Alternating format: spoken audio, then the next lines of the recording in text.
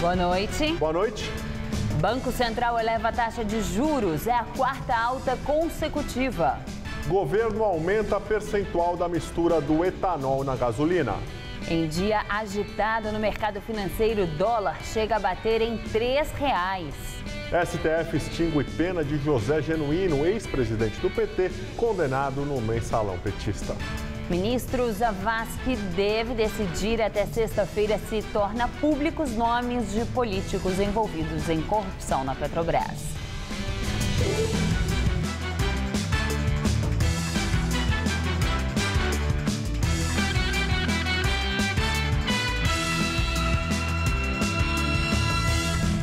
Banco Central sobe a taxa de juros em 0,5 ponto percentual. Com isso, a Selic vai de 12,25% para 12,75%. Foi o quarto aumento consecutivo.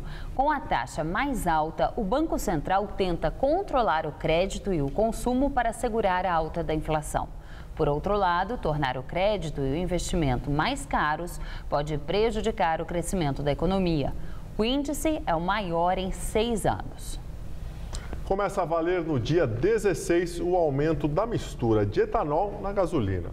A adição, que era de 25%, será de 27%. O anúncio foi feito pelo ministro de Minas e Energia, Eduardo Braga. A mudança ocorre um mês após reunião em que o governo federal fechou o acordo com a Associação Nacional de Fabricantes de Veículos Automotores para o aumento da mistura. De acordo com a Anfávia, testes não indicaram problemas para os veículos com a nova mistura. Não é de hoje que o jornalismo da TV Gazeta denuncia a venda irregular do Vale Transporte, um benefício garantido ao trabalhador. E hoje, nossa equipe mostra que essa fraude não acontece apenas na cidade de São Paulo. Santo André, na Grande São Paulo. Em frente a este movimentado terminal de ônibus está a estação de trens da CPTM Celso Daniel. Em 2013, o Jornal da Gazeta mostrou que exatamente aqui ocorria uma espécie de aluguel dos cartões de Vale Transporte. Na época, alguns homens vendiam a R$ 2,50 a passagem, que custava R$ 3.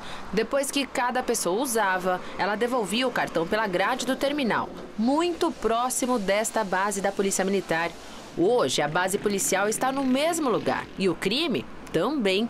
Nesta galeria, do outro lado da rua, encontramos um homem que compra os créditos do bilhete único, cartão válido no transporte público da cidade de São Paulo. Com uma câmera escondida, conseguimos flagrar como o esquema funciona. Eu pago 50%, não pago por de uma vez. O mesmo homem indica um rapaz que atua do outro lado do terminal. Ele diz que trabalha diferente. Qual que é o seu? É, bilhete único.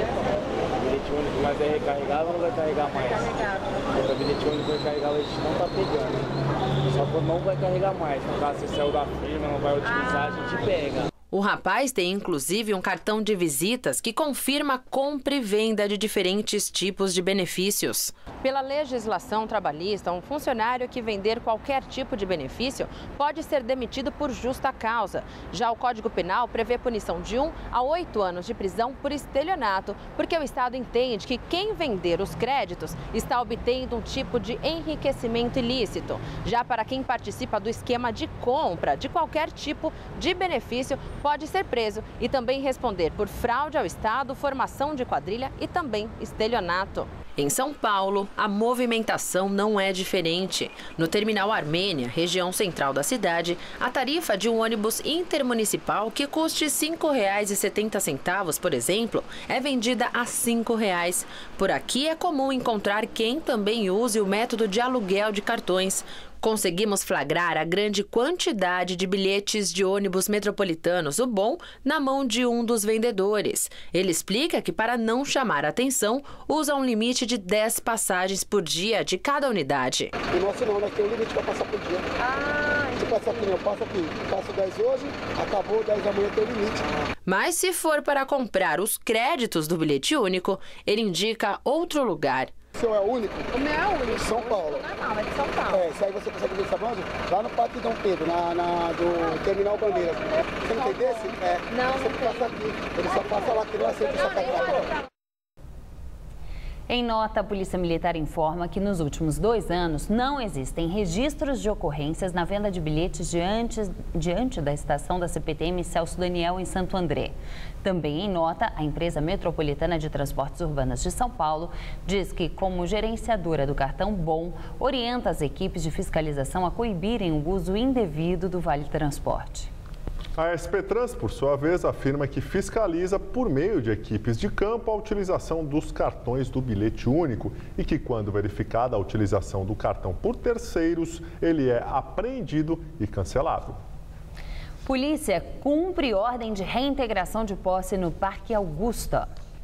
Agora o terreno deve ser entregue às empresas Cirela e Cetim, donas dos lotes, que estão autorizadas a construir prédios na área com a obrigação de manter edificações remanescentes do antigo colégio que existia no local e preservar a área verde. Durante a reintegração de posse, houve um princípio de tumulto. 4 ativistas subiram em uma árvore, mas depois de negociação com a polícia, encerraram o protesto. Hoje choveu em alguns pontos na Grande São Paulo. E de acordo com os meteorologistas, só a partir de sexta-feira é que deve chover mais forte. Vamos à previsão com Mariana Armentano.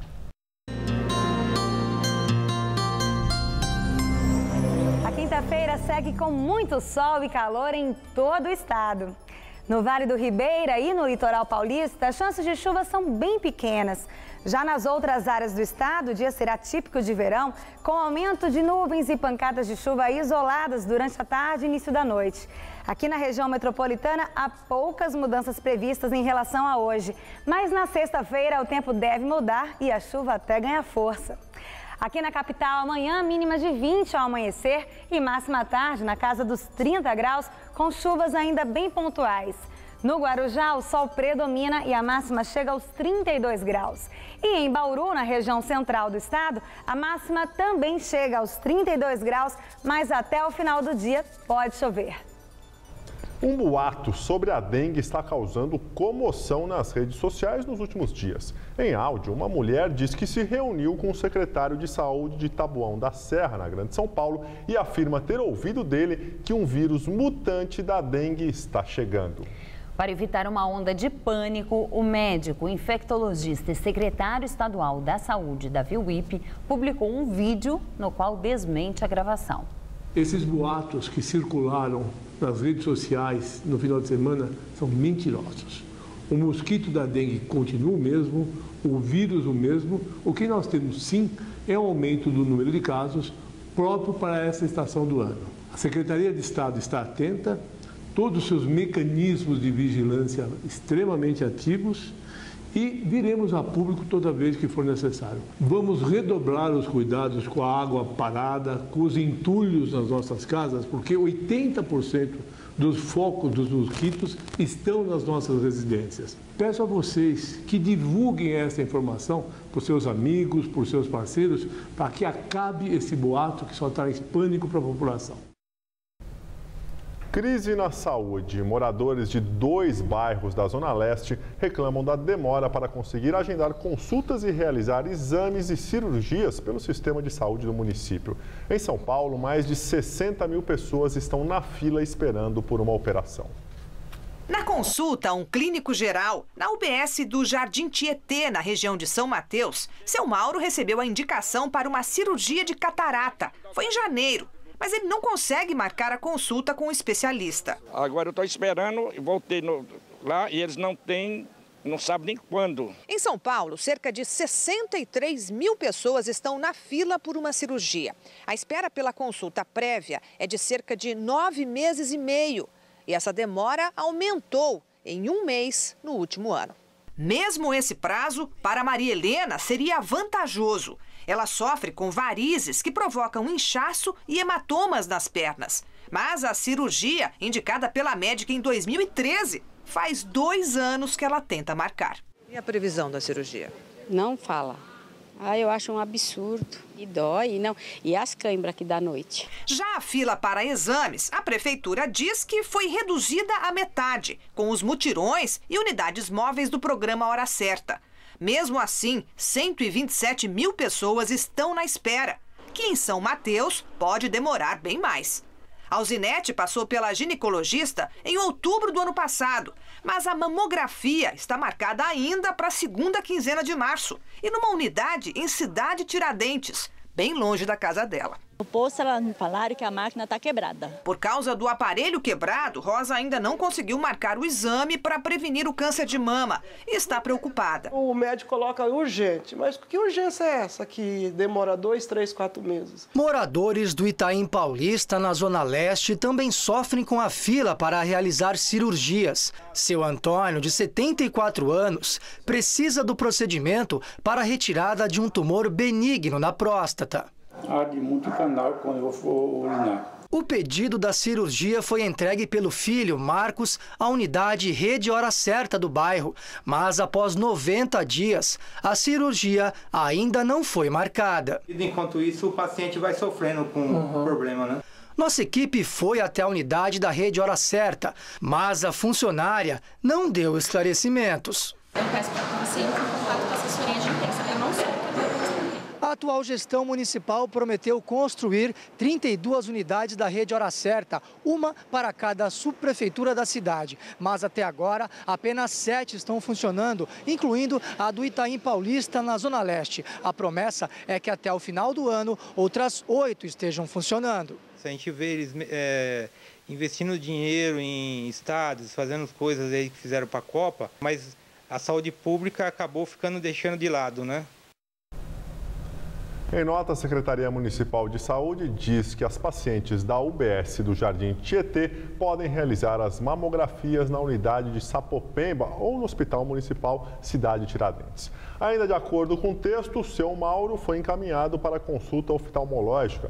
Já Maria Helena precisa passar por uma reavaliação para realizar a cirurgia de varizes e seu Antônio foi encaminhado para a cirurgia. Vereador de Franca, no interior de São Paulo, se irrita com críticas e dá um tapa na cara de um morador da cidade que acompanhava a sessão na Câmara. O vereador Luiz Vergara, do PSB, afirma que agrediu o marceneiro Hélio Pinheiro Vissotto após ser criticado por ele. Segundo o vereador, o marceneiro teria dito que ele se vendeu. Após a confusão, Vergara virou as costas e voltou para o plenário. O político ainda registrou o boletim de ocorrência na Polícia Civil por ameaça e difamação. Supremo Tribunal Federal decide extinguir a pena de José Genuíno. Na semana passada, o Procurador-Geral da República, Rodrigo Janot, enviou ao STF parecer favorável ao benefício. O indulto de Natal, assinado pela presidente Dilma Rousseff, concedeu perdão aos que cumprem regime aberto ou prisão domiciliar, desde que faltem até 8 anos para o fim da pena. Condenado a 4 anos e 8 meses, o ex-presidente do PT foi preso em novembro de 2013 no regime fechado. Com problemas de saúde, teve autorização para se tratar em casa no início de 2014, mas em maio teve que voltar à cadeia. Em agosto, obteve a progressão para a prisão domiciliar. Com a extinção da pena, Genuíno não tem mais pendências com a Justiça. No entanto, ele não pode disputar cargos públicos. De acordo com a lei da ficha limpa, Genuíno ainda precisa cumprir um intervalo de 8 anos até poder se candidatar novamente. Ministro Teori Zavascki deve decidir até sexta-feira se torna públicos os nomes de políticos denunciados na Operação Lava Jato. Ele recebeu ontem, das mãos do Procurador-Geral, Rodrigo Janot, 28 pedidos de abertura de inquérito de políticos suspeitos de envolvimento em corrupção na Petrobras. Em cada petição protocolada no STF, Janot pede que Zavascki derrube o segredo de justiça para tornar pública a lista de políticos suspeitos. O ministro vai analisar cada solicitação e, caso opte pela publicidade dos documentos, fará a divulgação em blocos. Por enquanto, a tendência é de que Zavascki libere todos os dados conforme requer Janot, com exceção das diligências com quebras de sigilos bancário e fiscal. E agora vamos ao comentário de política com Bob Fernandes. O pedido de Janot é para o Supremo investigar 54 pessoas. Dezenas são políticos e partidos, uma meia dúzia. O Supremo decide o que investigar e o que arquivar. Um partido já paga a conta do ponto de vista público e político, o PT, que governa. A Folha de São Paulo relata, em depoimento, o doleiro Youssef citou políticos já mortos. Um deles, o ex-candidato à presidência pelo PSB, Eduardo Campos. Outro, o ex-presidente do PSDB, Sérgio Guerra. Do PT, já na lista oficial, estariam o governador Tião Viana do Acre e ex-ministros Palocci e Gleisi Hoffmann. Na lista enviada ao Supremo, deputados e senadores do PT, PSDB, PMDB, PTB e PP. E os presidentes do Senado e Câmara, Renan Calheiros e Eduardo Cunha, do PMDB. Renan Calheiros foi o primeiro a reagir. Já na articulação para sobreviver ao desfecho de investigação, ele acenou a seus pares no Senado. Renan devolveu ao governo uma medida do pacote fiscal e foi festejado com entusiasmo pela oposição, que há um mês o esculhambava ao tentar derrotá-lo. Pelo gesto da devolução e no mesmo dia em que citado como potencial investigado, Renan foi elogiado por Aécio Neves e José Serra. A cúpula do Congresso e PMDB sob suspeita e irritada e o vice Temer fora da investigação. Isso não diminui o risco político para o mandato de Dilma. Ao escrever hoje na Folha sobre a química explosiva das conjunturas econômica, política e social, Delfim Neto observa: a perspectiva da tempestade perfeita continua a nos espreitar. Diz Delfim: é preciso deixar de lado a raiva e enfrentar os preconceitos. Deixemos de tentar saber se há gasolina no tanque, iluminando-o com um fósforo aceso. Sim, há gasolina no tanque e muita. Ministro da Fazenda em plena ditadura, Delfim Neto não pode ser definido como um perigoso comunista ou um vermelho. Ele, que apenas já viu e viveu tudo, termina dizendo: nos meus 87 anos, já vi muito leão virar gato. Boa noite.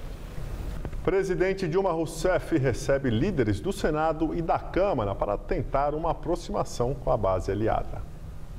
Foram reuniões separadas no Palácio do Planalto sem a presença do vice-presidente Michel Temer, do PMDB. A tentativa de reaproximação acontece um dia depois de mais uma derrota do Planalto. Ontem, o presidente do Senado, Renan Calheiros, do PMDB, devolveu a medida provisória que aumentou o custo da folha de pagamento das empresas. Ele afirmou que aumentar impostos por MP é inconstitucional e gera insegurança em quem investe no país. E ressaltou que qualquer medida fiscal deve antes ser analisada pelo Congresso Nacional. Não dá na democracia para continuar usurpando o papel do Legislativo. Como presidente do Congresso, cabe a mim zelar pelo papel constitucional do Legislativo. Ontem mesmo, Dilma assinou um projeto de lei com urgência constitucional para substituir a MP que deixou de ter validade. E agora o comentário de Josias de Souza, direto de Brasília. Brasília está em polvorosa. Há sobre a mesa da presidente Dilma Rousseff dois problemas. A crise econômica, que combina economia estagnada com inflação em alta, e a crise política, que combina a roubalheira na Petrobras com as consequências dessa roubalheira no Congresso Nacional. A temperatura aumentou nas últimas 24 horas porque essas duas crises se encontraram em Brasília. Elas se entrechocaram. Denunciados, incluídos na lista do Procurador-Geral, com pedidos de abertura de inquérito no Supremo Tribunal Federal, os presidentes do Senado e da Câmara, Renan Calheiros e Eduardo Cunha, passaram a alvejar o governo. Eles adotaram como linha de defesa o ataque e estão alvejando o governo, alvejando Dilma Rousseff. Renan Calheiros chegou a devolver à presidente uma medida provisória que é fundamental para o ajuste fiscal do governo, a medida provisória que eleva a tributação da folha salarial de vários setores da economia. Dilma se viu obrigada a reeditar o conteúdo dessa medida provisória num projeto de lei e convocou os líderes para uma reunião nesta quarta-feira, líderes que a apoiam na Câmara e no Senado. Nesta reunião, Dilma pediu pressa na aprovação dos projetos que são envolvidos no pacote fiscal do governo e não obteve dos líderes a garantia de que essa aprovação se dará rapidamente como deseja o governo.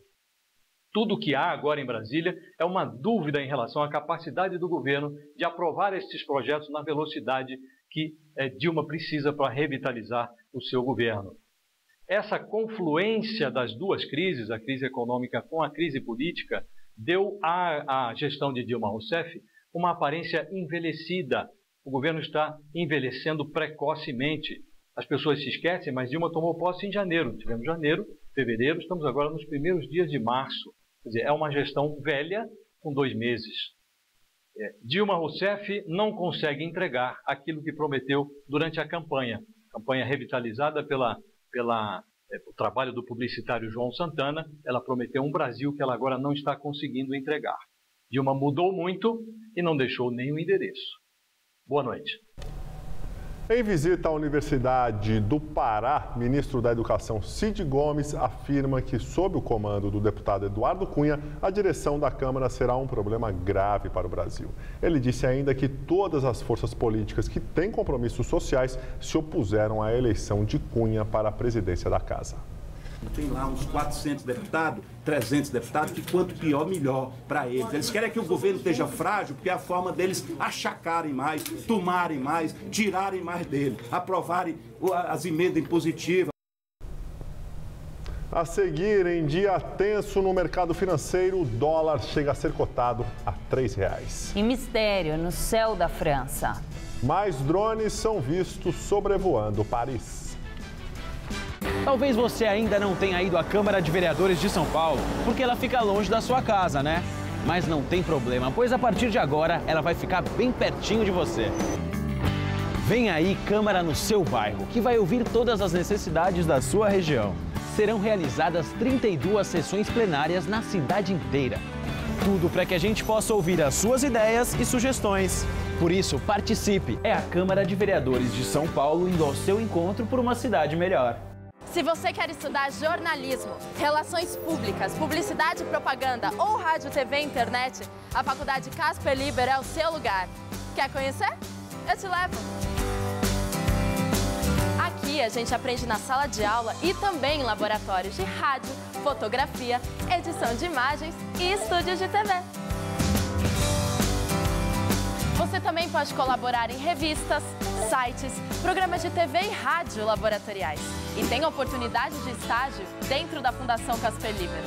São mais de 60 anos de tradição numa localização incrível. Faculdade Casper Libero, formando os melhores profissionais da comunicação. Quer saber mais? Acesse nosso site.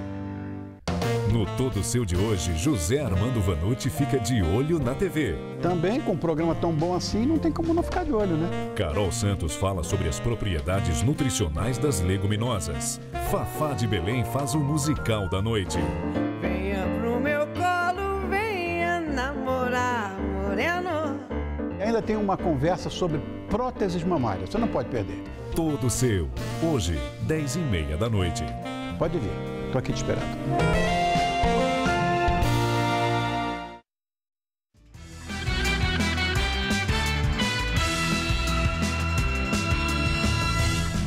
Após um dia agitado em que chegou a bater em R$ 3,00, dólar recua e fecha cotado a R$ 2,98. É a maior cotação desde agosto de 2004. E agora vamos ao comentário de economia com Vinícius Torres Freire.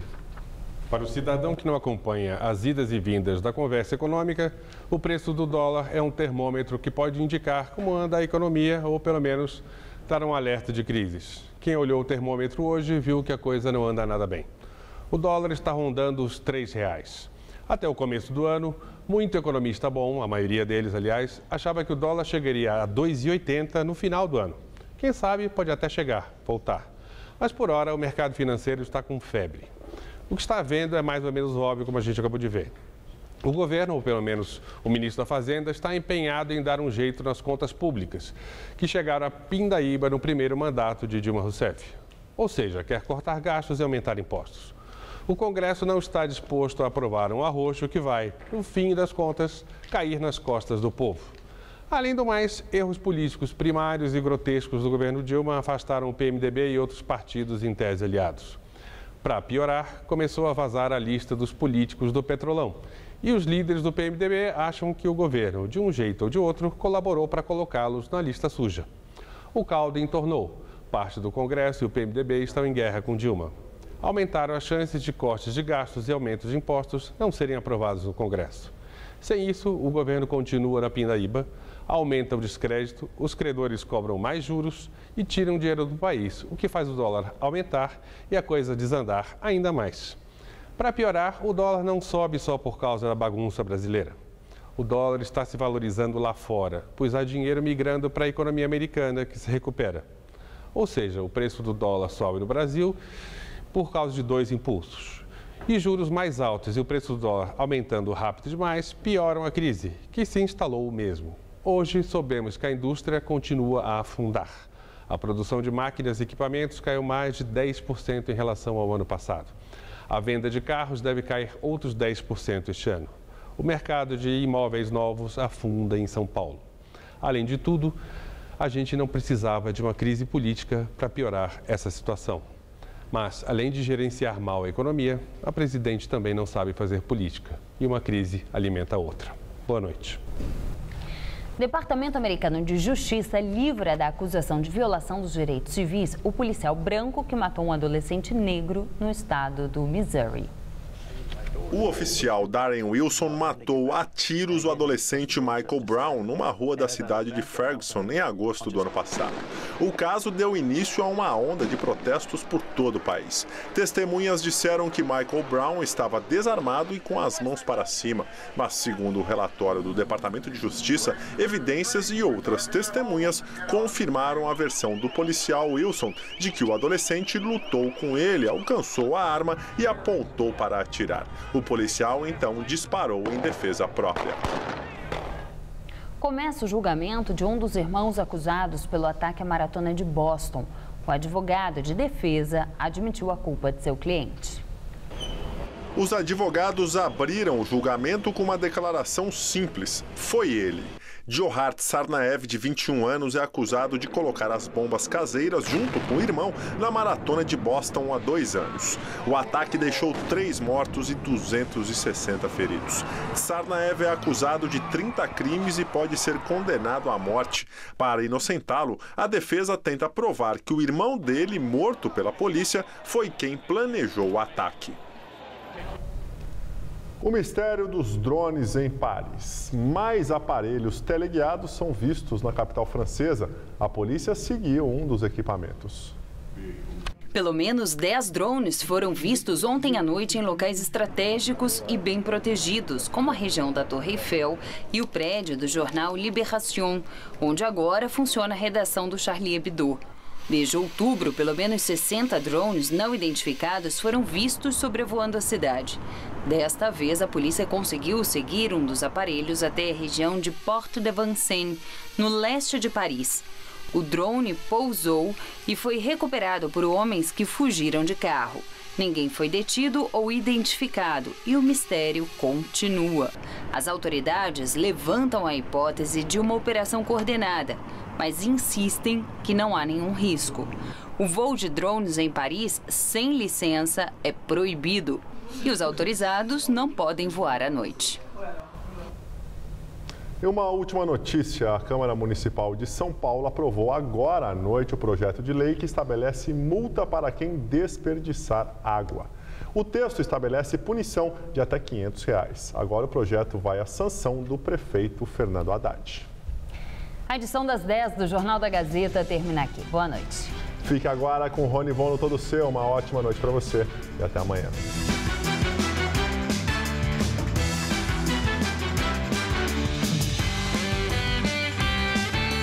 Logo mais 11h30 da noite, na volta do Eu Nunca, Fred Melo Paiva toca com uma banda punk pela primeira vez. Assista agora, Todo Seu.